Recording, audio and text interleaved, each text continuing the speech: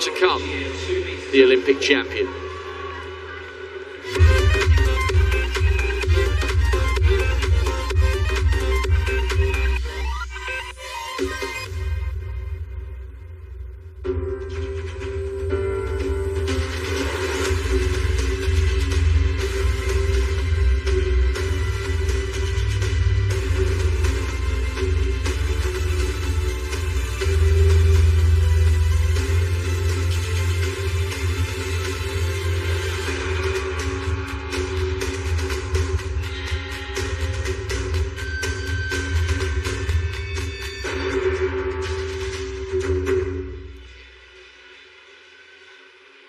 Norwegian flags are flying high, and with very good reason.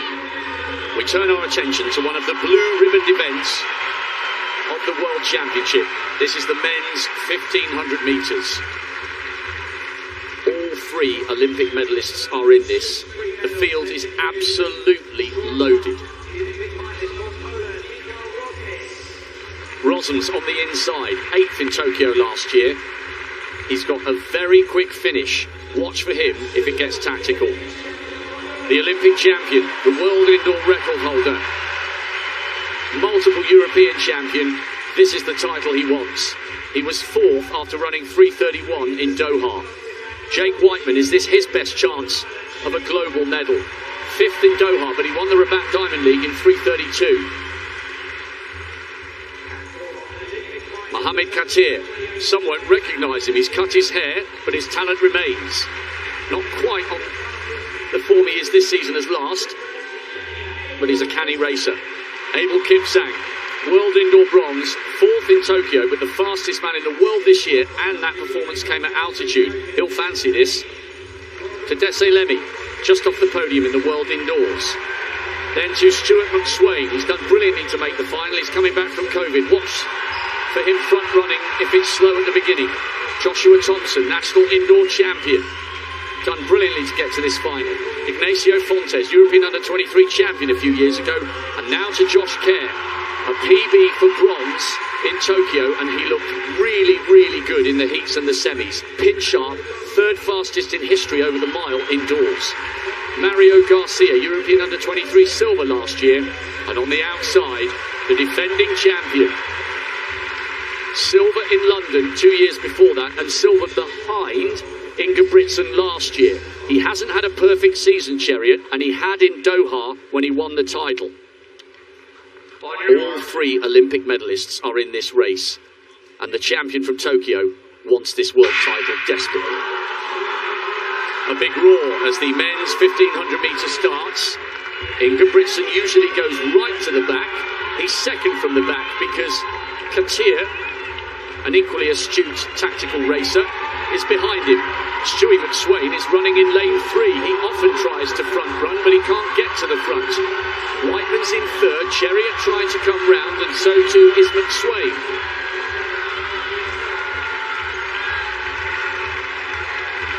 Can Abel Kipsang upgrade his 4th place finish from Tokyo to a glittering gold here in Eugene?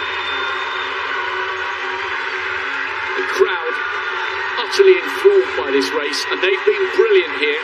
They haven't just cheered the Americans, they've cheered excellence wherever they've seen it, and excellence is what's on display here. You can differentiate between the two Kenyans because Chariot has that very distinctive forward lead. If you get a wide shot and you're trying to work out whether the defending champion is in front. There he is in 2nd place. McSwain is 3rd. Ingebrigtsen is poised with Whiteman trying to stay on his shoulder. Watch for Garcia as well. No move yet from Josh Kerr. He's wearing the shades in that bright blue of Great Britain.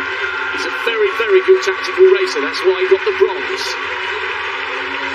Now Jakob Ingebrigtsen doing what he so often does. The Olympic champion leads. The fastest man in the world this year, Abel Kipsang in 2nd. Chariot on his shoulder in 3rd. Whiteman still 5th. Stewie McSwain 6th. And Josh Kerr, the Olympic bronze medalist in the shades, trying to come wide on the outside and paying close attention as they begin to think about the long, long burn-up for home. If you're about to go out, please keep us company for the next 2 minutes. There is such a mystique and a majesty about 1500-metre running. If you've ever done the distance, you know it feels like a flat-out sprint. The Olympic champion against the defending world champion, and they are side by side as they come round with 500 metres to go. The crowd are engrossed in this race. The Olympic bronze medalist Kerr is close by, so too Kipsang.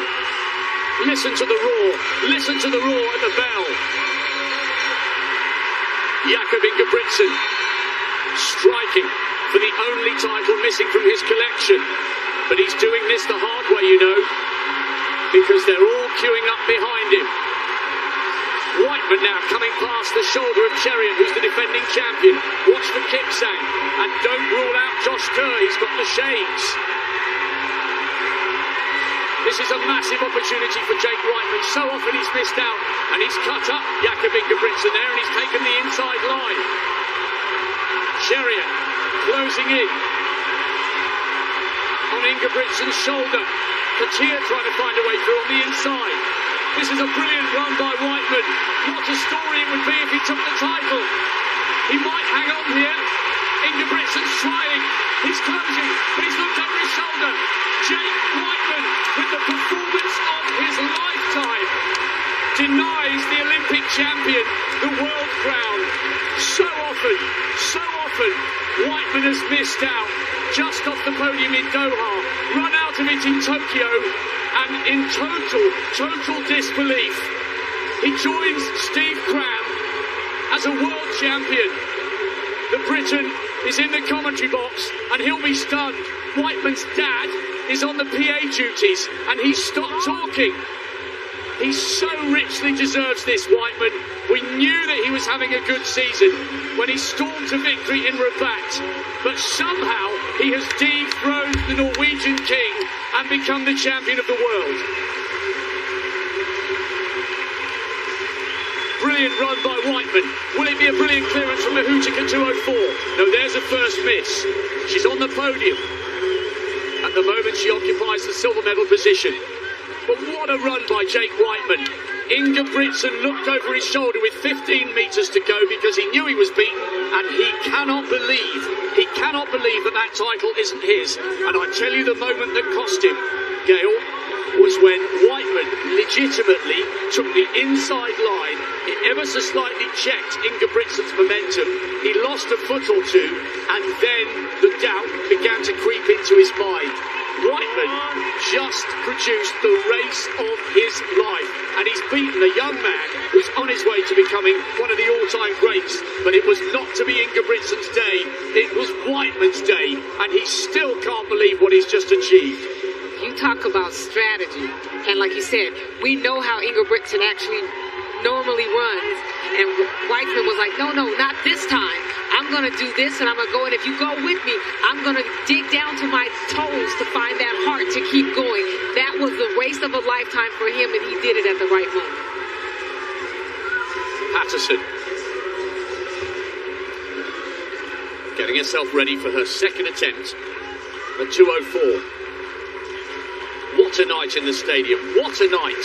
And we've still got the men's 400 hurdles to come, and we've got the end of the discus.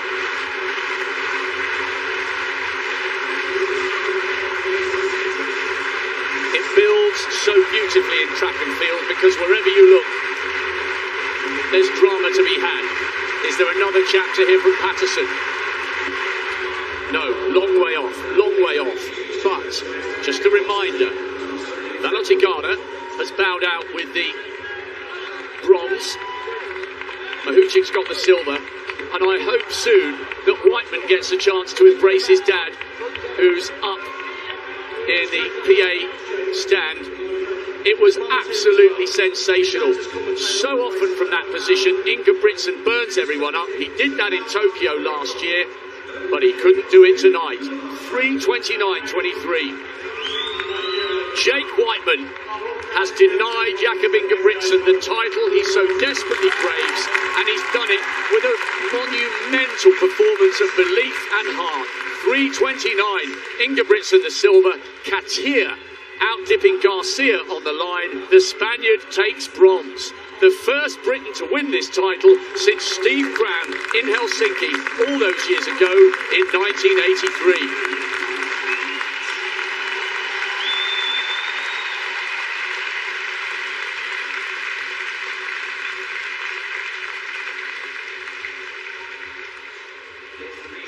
Right, as if it can't get any better. Norway were expecting 2 golds tonight. They've got a silver in the men's 1500. This is Warholm. He is bidding to become the first man in history to win 3 world titles over the 400 hurdles. But he had a season's best